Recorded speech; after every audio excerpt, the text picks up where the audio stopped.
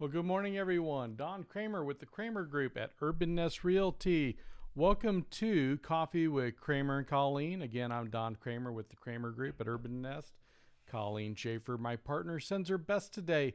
It's Monday. We are on episode 60 of our show here on Facebook, and then later we also broadcast this up on YouTube.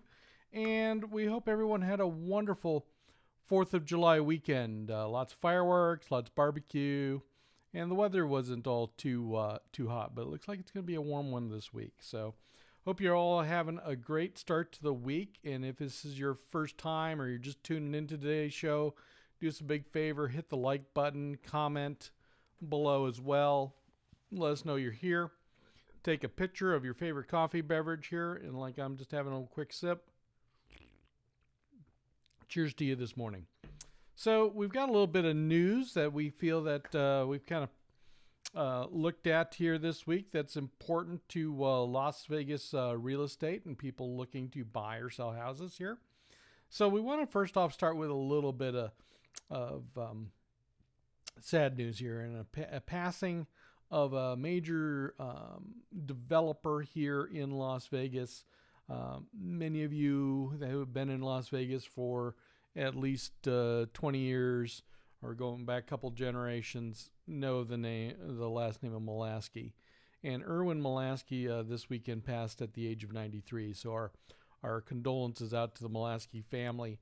And it's important to note Molasky's impact on Las Vegas. We talk a lot about Howard Hughes, Steve Wynn, Kirk Kerkorian, a lot of those great developers too. Well, Molasky was right there on the short list as well. And he moved here in 1951, just a little background with him. And he constructed the Pyramids Motel, which was an 18-unit complex on the Las Vegas Strip. This is a note here from the Las Vegas Sun.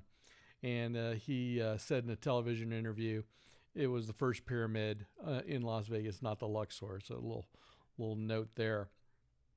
But he is noted with such development projects such as Sunrise Hospital and Medical Center involving with that, the Boulevard Mall, Paradise Palms, which is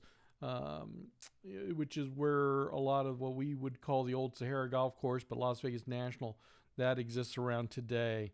Bank of America Plaza downtown, and several other buildings in Las Vegas, including the luxury high-rise towers of Park Towers downtown, and also developer of many other projects, residential projects in and around the Las Vegas Valley in Vegas and Henderson and such.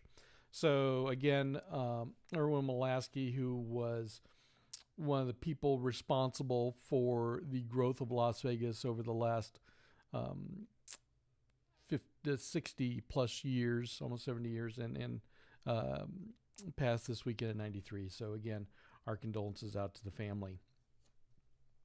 So moving on real quick, we got a couple other pieces we want to touch on. One is new Summerlin Village taking shape and that development there. Also, you've probably heard of the high-speed rail project between California and Las Vegas. A little news update there. And then we also got an interest rate update. So the next thing we want to touch base on is Summerlin West, the newest village out there. So Summerlin is kind of broken out into three primary sub-primary master communities: Summerlin North, Summerlin South, and Summerlin West. Now, Summerlin North, with the exception of a couple little pockets here and there, is pretty much all built out. And what I mean by a little pocket is there's a little community over in the canyons called Miravilla. That was a project restart. Toll Brothers is developing that right now as luxury condo units. And that Summerlin North sort of comprises Summerlin from Charleston North and 215 East up to Lake Mead and then all the way over to Buffalo where the Pueblos borders. So that comprises Summerlin North. Summerlin South is south of Charleston and west of Wallapai. And now Summerlin West is west of the 215, north of Charleston. So right now we have the main village. We've got a village wrapping up, and that's Paseos. There's some final build outs of some townhome units over there by Lennar Homes, and then there's Stonebridge, which is the newest village in Summerlin West, which has single family homes with builders such as Toll Brothers, Party, Lennar, KB, Woodside, and such. And that's west of the Paseos. So it's north of Charleston, kind of a little further up on the hillside. And those homes probably right now are kind of low fours, all the way up into the 800,000 range, and then as starting points. Now, the new village is called Red Point, and Red Point is located off of the major cross streets of Far Hills, just west of the 215. So if you are familiar with where the new police command center is for Summerlin, which is just there off of Far Hills 215, there's a little road right down there, and it's quick, easy access. Also, there is Las Vegas Valley Fire Department, or Las Vegas Fire Department has a station there. So that infrastructure has been there for a little bit now. Now the areas are being graded. Roads are starting to go in, light fixtures, things of that nature. All the infrastructure is going in. And so Red Point is now the newest village. And it's going to be a little different. So now we're going to see this development here in Summerlin West as Summerlin North is pretty, 99.9% complete. Summerlin South is still doing some building down there, but the Cliffs Village down there is wrapping up, but you have Mesa Ridge and then one or two other little communities down there in Summerlin South. But the main development thrust going forward for Summerlin will be Summerlin West. And so Red Point is going to have a little bit different type of construction and ideas from different types of homes, both in single family homes, but also attached, so like duplex situations. So they can have a little lower entry-level price point. So the first neighborhood now selling is called Morrow Rock, and that's by Richmond American Homes. And they're offering what they call duet townhome models. So again, townhome with a dividing wall, with a common wall in between. And their homes are starting from the 200,000 price point range. There's also Taylor Morrison, which was formerly William Lyon Homes, is getting ready to open up a sales center. Toll Brothers, I believe it's called Acadia Ridge, is getting ready to start with some single family homes from the mid 2,000 square foot range up to 3,000 square foot range. Woodside has a project over there as well. So the sales centers are just starting to go in. The pads are being graded, and we're probably going to start seeing foundations and models going up here in the next month. So again, right now, Richmond American has got the first sales center open at Morrow Rock, and so it's going to be interesting. It's going to be we don't have any full details on the community. There has been some rumors that Red Point may have some what sort of community services. What Summerlin kind of refers to by that is sort of a shopping component. Now, how big that's going to be, again, to be determined, and also definites. However, this Red Point's getting underway, and we're going to have some more news about that here soon. And we've got a lot of interest in Red Point because of the entry barrier price points being in that high 200,000, low 300,000 range, which is attractive to first-time home buyers, especially you're within the FHA limits there to get into for an FHA loan. So that's what we're going to be seeing with Red Point, and then there's still room to the north that will connect ultimately to the Pulte Village of Reverence, and then moving west further up the hill, where we're going to be dealing with houses at the 4,000 to almost even 4,500 elevation level here in the valley, which is pretty high elevation for Las Vegas. So more news on that to come. Now moving on to the high-speed rail project. So there's been a lot of discussion about the high-speed rail system going in between Las Vegas and Southern California. And Caltrans had announced last week it's entered to a lease agreement with Express West, and that is with a subsidiary of a company called Brightline, to use right away along I-15 from Victor Valley to Las Vegas. And this is where the first step of the express is going to be. It's Victor Valley, kind of that high desert area of California that we're all very familiar with as we go down 215 before we hit the Cajon Pass up to Las Vegas. So Caltrans is approved right away usage. And now we're on Nevada Department of Transportation, they're looking, they have some different authorizations that they're working on, and hopefully we're going to hear more approvals, and hopefully this project will be starting soon. It's going to be really exciting to have this high-speed rail. Brightline with Express West, I believe, is also operating a high-speed rail system in Florida that has become kind of a interesting model that they're looking to adapt to this project here. So again, more to come, and that's kind of cool that we're going to hopefully see another mode of transportation to and from Southern California. So more news on that as that continues to roll out. Now, lastly, interest rates. So Yahoo Finance just sent out some more rate information, and versus last week, last week's numbers showed a bit of a downward trend. However, there's a little caveat to that we want to note.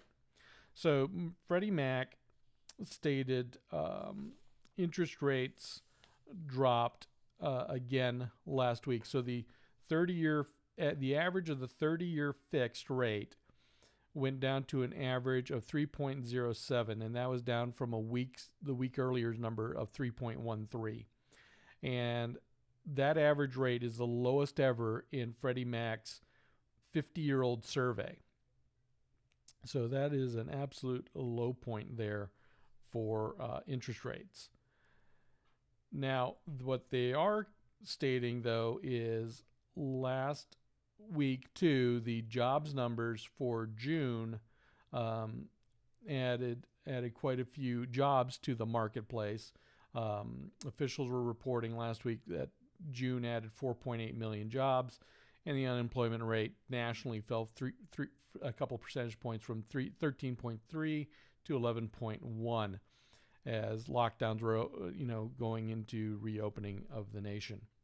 Now there's a little bit of concern right now with the rates being so low, if people are going back to work, and the unemployment numbers and economic numbers trend upward, we may see interest rates pop back up because of the demand for rates showing the demand for rates really picking back up. So if we see a demand in mortgage applications, things of that nature, because people going back to work, we may see rates starting to pick back up. So that's something we want to keep an eye on and monitor as we're looking at. But there is a chance that they may go lower, but right now there's a little bit of a hedge on rates maybe in the near term bumping back up because of the strong unemployment, strong job number reports. But we still have a fair ways to go because we're still at 11.1% unemployment. So we're going to continue to keep a close eye on that. But again, we're talking very historically low rates. While we see an average of 3.07, that also means that we're also seeing some rates with great credit into the twos. We're even seeing on purchases, if you can swing it, 15-year rates, well into the twos, and then also the refis. The refis, I think, are looking to trend a little bit higher than purchases right now, and that's kind of been going on for a few weeks now. But nonetheless, we're talking historically low rates. Again, this is ever since Freddie's been tracking it, and 50 years that it's been reporting on those numbers. So again, low rates. So when we get questions for people about, should we buy right now? I said, well, the good news is with interest rates so low, and then this is a big factor, your purchasing dollars can go a long way because you're putting more dollars towards the principal and purchase price and less towards interest over that long haul, versus a year ago where you might have seen maybe closer to 3/4 of a point higher, and maybe in some cases even a full point higher. That would have a big swing as to your full purchasing capacity. So right now, even though prices have held steady, we may even see a bump up in median home price. The fact of the low interest rates are kind of being that counterbalance for people still getting into the homes that they're looking to buy. And because of that demand, sales are still remaining very strong for people that have a house to sell. Because, for example, I was working with a client over the weekend. They're considering selling. I pulled up a report of what's available within a mile radius around their house, and I was lucky to find 2 houses for sale within a mile radius of a similar floor plan. And this is in a master plan community, so that there are other versions of that home available, or that type of size class of home available in a master plan community. I mean, we're talking 2,400 square feet, pretty common in Las Vegas, and to only find 2 in a mile radius available for sale is really showing you the demand we're seeing right now. So that's this week's little real estate news update, and we've got some other people on the show. We're actually wrapping up. Hopefully we're going to be confirming and looking forward to having Chef Nicole Brisson on tomorrow's episode. Just waiting to confirm scheduling there. So Chef Nicole Brisson is one of the, when you use the term top chef, I mean, she comes right to mind, and she's been on various food TV shows. She was a semifinalist for the James Beard Award this past year in the Southwest, as well as been the executive chef and chef partner at some fabulous restaurants in town. And we're going to really enjoy speaking with Nicole tomorrow on food. But like I said, we are kind of confirming with her team on availability. Wednesday, we're going to do our weekly recap, but we're also going to be doing our deep dive into the June numbers. And then we're just going to be catching up with some more news and information later in the week. So on behalf of my partner, Colleen Schaefer, I'm Don Cramer. Thanks for tuning into today's Coffee with Cramer and Colleen. Or more now than ever, your real estate experience matters. So give us a call if we can help you with buying, selling, or investing in Las Vegas real estate. Till next time, we wish you a wonderful day. Take care. Bye-bye.